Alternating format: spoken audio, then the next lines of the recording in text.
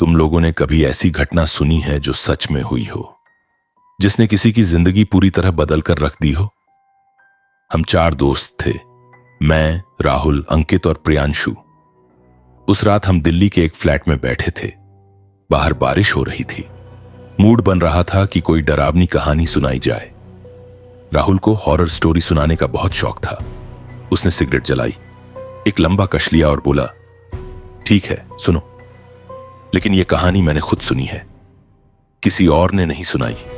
ये मेरे गांव की है और यह किसी भूत प्रेत की साधारण कहानी नहीं है। यह है जिन्नात की बारात। हम चुप हो गए। राहुल की आंखों में कुछ ऐसा था जो हमें बता रहा था, यह सिर्फ एक कहानी नहीं है।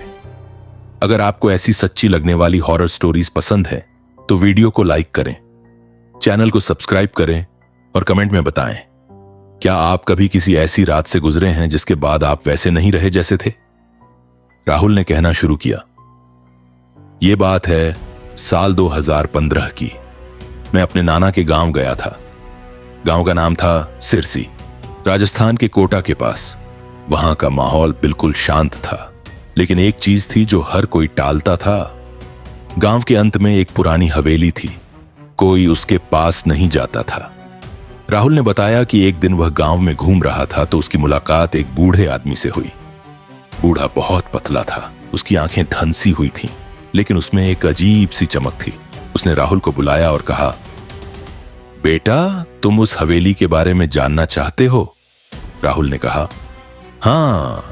बूढ़ा उसे एक पेड़ के नीचे ले गया और बोलना शुरू किया, वो हवेली किसी इंसान की नहीं है, वो जिन्नात की है। और हर साल एक रात ऐसी आती है जब उस हवेली में जिन्नात की बारात निकलती है। उस रात जो भी उस रास्ते पर आ जाता है वो कभी वापस नहीं आता। राहुल ने पूछा, बारात? जिनों की शादी होती है। बूढ़ा हंसा, उसकी हंसी में दर्द था। उसने कहा, शादी नहीं बेटा, यह शिकार है। हर साल उस बारात में एक इंसान को बुलाया जाता है और वो इंसान, वो मैं था। 40 साल पहले। राहुल चौंक गया। बूढ़े ने अपनी बाहें ऊपर की। उसकी बाहों पर काले निशान थे, जैसे कोई जल गया हो, जैसे कोई चीज उसके अंदर से बाहर निकलने की कोशिश कर रही हो। बूढ़ा बोला, मैं उस रात बच गया, लेकिन बदले में उन्होंने मेरी आत्मा का आधा हिस्सा ले लिया। अब मैं न जीवित हूं न मृत, मैं उनका रास्ता दिखाने वाला हूं। हर साल उस रात मुझे एक इंसान को उस हवेली तक ले जाना होता है। अगर मैं नहीं ले गया तो वो मेरे पास आएंगे। राहुल ने पूछा, तो आप मुझे क्यों बता रहे हो? बूढ़े ने राहुल की आंखों में देखा। उसकी आंखें अचानक काली हो गईं। उसने कहा, क्योंकि आज वही रात है और तुम्हें चुन लिया गया है। पार्ट 2, वो आवाज जिसे मैं भूल नहीं सकता। राहुल ने बताया कि बूढ़े की बात सुनकर वो हंस पड़ा।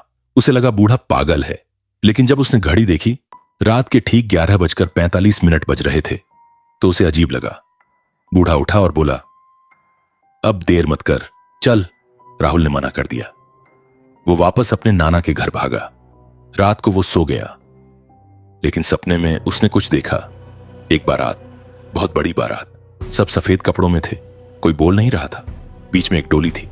डोली के पर्दे हवा में उड़ रहे थे। अंदर कोई बैठा था, एक लड़की, बेहद खूबसूरत। उसने राहुल की तरफ देखा और कहा, आओ, हम तुम्हारा इंतजार कर रहे हैं। राहुल चीखता हुआ उठा, पसीने से तर। उसने घड़ी देखी, रात के 2:33 बज रहे थे। बाहर से आवाज आ रही थी, ढोल की, शहनाई की, बारात वाली आवाज।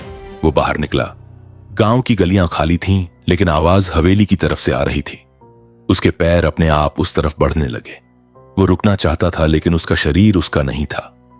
वो हवेली के पास पहुंचा। हवेली जगमगा रही थी, रोशनियां, फूल, झूमर, और सामने एक बूढ़ा खड़ा था। वही बूढ़ा। उसने कहा, मैंने कहा था ना, तुम चुने गए हो। अब अंदर चलो, दुल्हन तुम्हारा इंतजार कर रही है। राहुल ने कहा, मैं किसी से शादी नहीं करूंगा, मैं इंसान हूं। बूढ़ा मुस्कुराया, शादी नहीं बेटा, ये तो सिर्फ निमंत्रण है। असली बात तो अंदर है, और जब तुम अंदर जाओगे तो तुम्हें पता चलेगा कि तुम भी हम में से एक हो। राहुल अंदर गया। हवेली के अंदर कोई नहीं था, सिर्फ वो लड़की थी। बैठी हुई, चांदी के गहनों में। उसकी आंखों में कोई जान नहीं थी। वो उठी, उसने राहुल का हाथ पकड़ा। उसके हाथ बर्फ की तरह ठंडे थे। वो बोली, तुम्हें डरने की जरूरत नहीं है, हम तुम्हें नुकसान नहीं पहुंचाएंगे, हम सिर्फ तुम्हारे अंदर रहना चाहते हैं। राहुल ने पूछा, क्यों?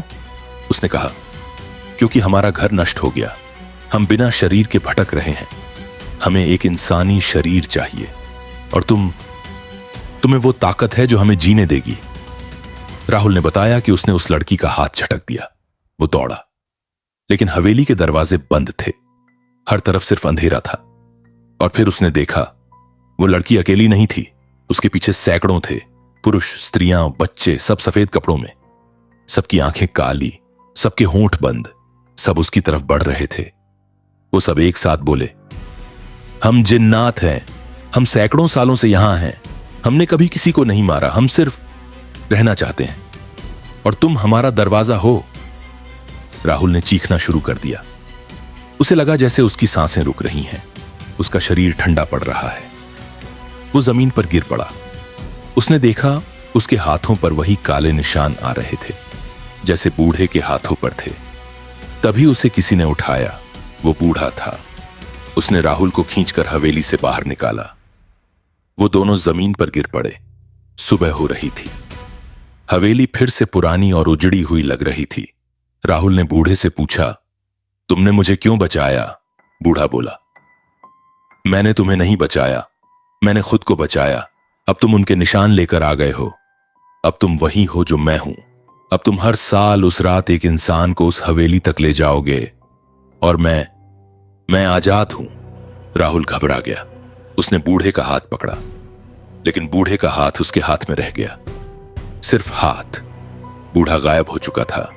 उसकी जगह सिर्फ कपड़ों का ढेर था और वो काले निशान वाला हाथ। राहुल गांव वापस आया। उसने नाना को सब बताया।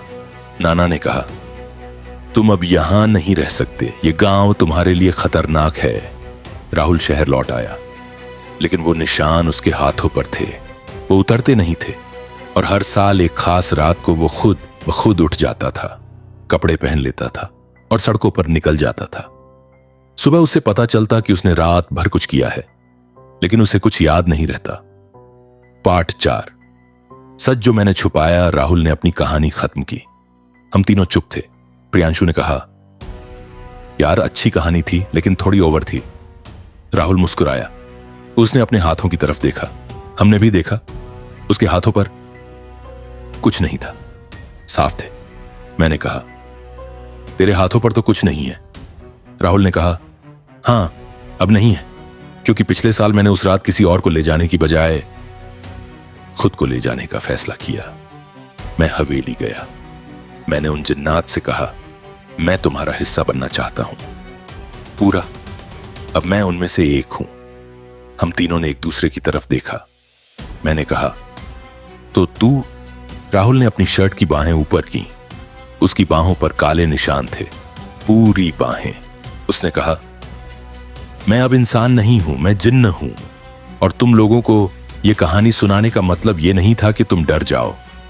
मतलब था, मुझे आज रात 3 इंसानों की जरूरत है। हम उठकर भागने लगे, लेकिन दरवाजा अपने आप बंद हो गया। लाइटें चली गईं। अंधेरे में हमने देखा, राहुल नहीं था। उसकी जगह एक छाया थी, लंबी, काली। उसकी आंखें लाल थीं। उसने कहा, जिन्नात की बारात को रोका नहीं जा सकता, और आज रात तुम तीनों उस बारात का हिस्सा हो। हम चीखे, लेकिन हमारी आवाजें कमरे में ही कैद हो गईं। और फिर हमने ढोल की आवाज सुनी, शहनाई की, बारात वाली। दोस्तों, आप सोच रहे होंगे कि यह कहानी यहां खत्म हो गई, लेकिन नहीं, क्योंकि मैं वो राहुल हूं जो आपसे यह कहानी सुना रहा हूं, और आप वो 3 दोस्त नहीं हो, आप मेरे अगले 3 मेहमान हो। आज रात मेरी बारात है और आप सब बुलाए गए हैं। अब दरवाजे की तरफ देखिए, वो खुल रहा है और अंदर मैं आ रहा हूं।